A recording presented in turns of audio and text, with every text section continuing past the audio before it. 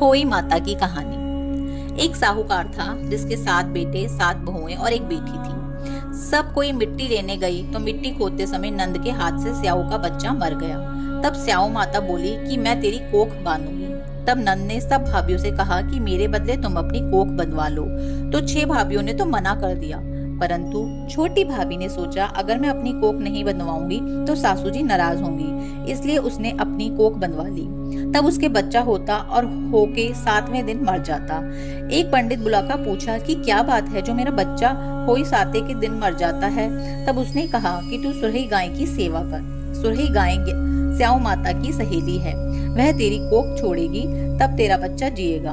वह सुबह जल्दी उठकर सुरही गाय का काम कराती। गौ माता ने सोचा कि आजकल कौन मेरी सेवा कर रहा है, मेरी बहुएं तो काम करती हुई लड़ाई करती हैं। तो गौ माता ने सुबह उठकर देखा कि साहूकार के बेटे की बहू है जो सारा काम कर जाती है। गौ माता बोली, तेरी क्या इच्छा है जो तू मेरा इतना काम करती है? मांग, क्या मांगती है? तो साहूकार की बहू बोली, मुझे वचन दो। तो गौ माता ने वचन दे दिया। तब वह बोली कि स्याऊ माता तुम्हारी सहेली है और स्याऊ माता ने मेरी कोख बांधी है, सो तुम मेरी कोख छुड़वा दो।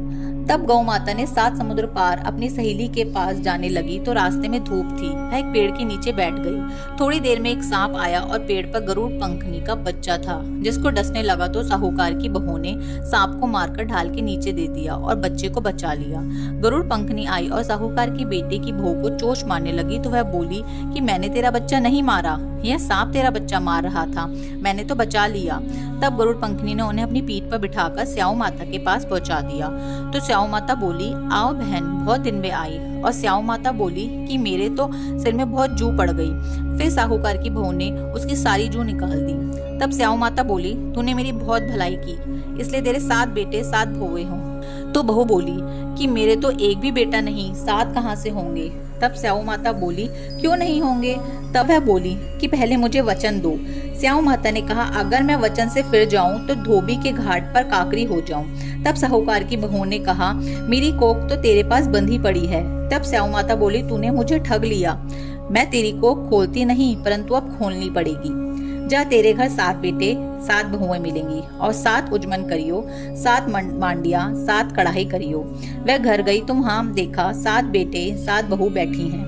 बहुत धन हो गया तो उसने 7 होई मांडी, 7 उजमन करे, 7 कढ़ाई करी। सारी जिठानी बोली कि सब जल्दी जल्दी पूजा कर लो, नहीं तो वह रोने लग जाएगी। थोड़ी देर में उन्होंने अपने बेटों से कहा कि तुम्हारी चाची रोई क्यों नहीं? तो बच्चों ने देखकर आकर बताया कि चाची की यहाँ होई मन रही है। तब जिठानी भागकर गई और देखा कि कोख छुड़ा लाई है।